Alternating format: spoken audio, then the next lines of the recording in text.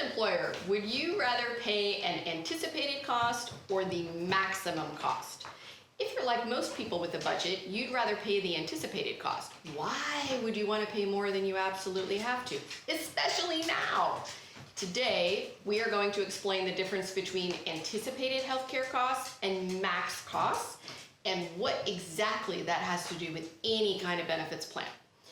My name is Allison DePauli, and I started Altiqe Consulting to help get employers off the healthcare spend escalator, higher costs every year, and back to running your business. We help employers like you take control of your healthcare spend and get budgeting predictability. And the happy side effect of that is better access to higher quality care and lower out-of-pocket costs for your employees. Our clients don't hear, sorry, the best we could do is a less bad renewal.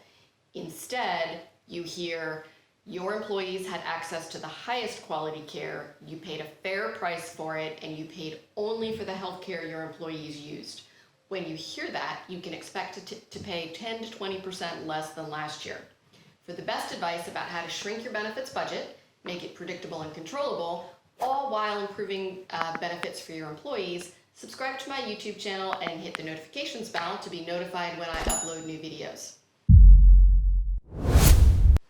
Health insurance claims can be hard to estimate, especially for smaller employers who don't have as much risk to spread around. There are tools to manage the risk, and I'll drop some links below to previous videos about how to do that. Regardless of your size, doesn't matter what you call it, fully insured, self-insured, level funded, pay-as-you-go, any other term you want to use. Every plan has an expected amount of claims and a corridor added to cover just in case they're wrong, the underwriter is wrong. If you're in a self-insured arrangement, you're paying your claims as you go. So you may never hit this max. You may hit the expected claims, or you may even have a few claims below and end the year below budget. To be clear, those dollars stay under your control and in your pocket. If you're on a level funded arrangement, lots of 50 life, 100 life employers are on a level funded arrangement.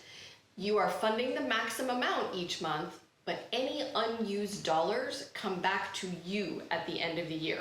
Not a bad deal. Someone else is using your money for those 12 months, but you do have a fixed cost rather than a variable cost, and that can help with overall budgeting. This type of arrangement works really well for a lot of employers. It can be the best of fully insured, fixed cost, and self-insured, controllable expense for many folks. Does this make sense? We're a bit in the weeds of insurance today. I think if this part makes sense to you, this part of the pie makes sense to you, a lot of other pieces will fall into a place. So drop a comment below and let me know. If you've been here a bit, you know we talk a lot about controlling the cost of care. We haven't talked about that much today. If you want more info on that subject, because ultimately you are only going to control the cost of care by controlling the cost of care, I've dropped a couple of links to a couple of videos below. So back to claims liability. What happens if you're fully insured? Well, if you're fully insured, your premium has been underwritten, you just don't see it, with an expected claims amount, a maximum claims amount, and the premium for the reinsurance contract and whatever admin fee you need to pay.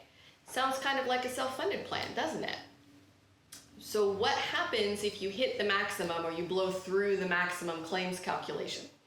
You're probably not having a good claims year. You should expect a fairly large increase the next year. Your insurance company has passed a certain amount of that on to a reinsurance company and is paying the insurance company back for any large claims. That's fine.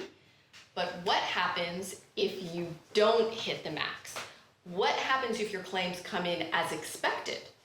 What if you have a great claims year and you don't even hit the expected? Do you get that money back? Have you ever asked this question?